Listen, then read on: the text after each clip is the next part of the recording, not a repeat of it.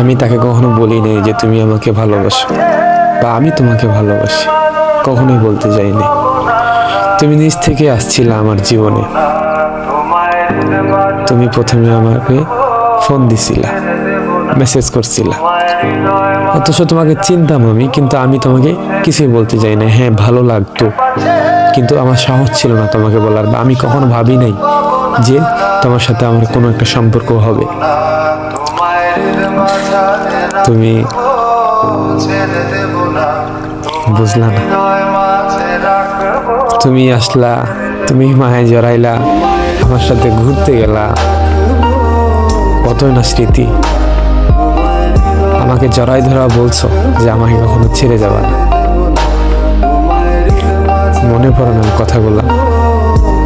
সত্যি বলতে তোমাকে আমি অনেক ভালোবাসছিলাম, এখনো বাসি, কিন্তু তুমি কখনোই বুঝো নাই আমার ভালোবাসাটা। জানি না, বাট প্রথমে তো ঠিকই বুঝতাম। প্রথমের দিনগুলা ভালোই যাচ্ছিল, খুব সুন্দর। আমি তোমাকে হারানোর ভয় করতাম, প্রচুর হারানোর ভয় করতাম, কিন্তু আমার এটা বিশ্বাস ছিল যে তুমি হয়তো আমাকে কখনো ছেড়ে যাবে না, কারণ তুমি তো সেরকম কিছুই করতে না যে ছেড়ে যাবে। মাঝে কত ঝামেলা হইলো, তোমাকে কেউ পছন্দ করলো, তাদের সাথে আমি কথা বললাম, তাদেরকে তোমার থেকে দূরে সরাইলাম।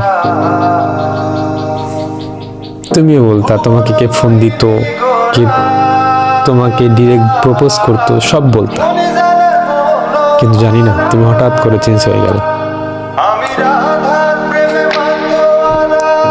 একটাই আমার আফসোস যে তুমি আসলা, আবার তুমি চলে গেলা, শুধু মাঝে আমাকে জিন্দা লাশ বানাই দিয়া গেলা। মানে তোমার মায়ায় জড়াইলা। দুনিয়াতে সব ভোলা সম্ভব, কিন্তু মায়াটা কখনো ভোলা যায় না। আমি জানি না, বাট তোমার প্রতি আমার আলাদা রকম একটা ফিলিংস কাজ করে। হাজারো মেয়ে আমার সাথে কথা বলতে আসে, কিন্তু আমি তাদের সাথে কথা বলতে সেরকম আমার ইচ্ছা হয় না, বা আমার মন চায় না যে আমি তাদের সাথে কথা বলি।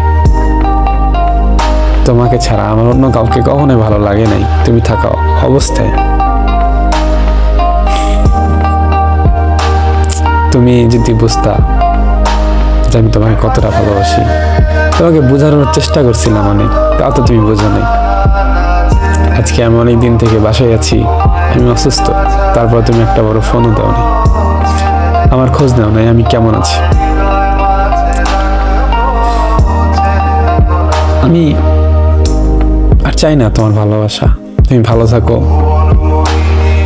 আমি জানি তুমি কখন আর ফিরে আসবে না, কারণ চলে যাওয়ার সময় আর চলে যাওয়া মানুষ কখনো ফিরে আসে না। তুমি ভালো থাকো, অনেক ভালো থাকো। আমাকে মনে পড়লেও কখনো ফোন দিবা না।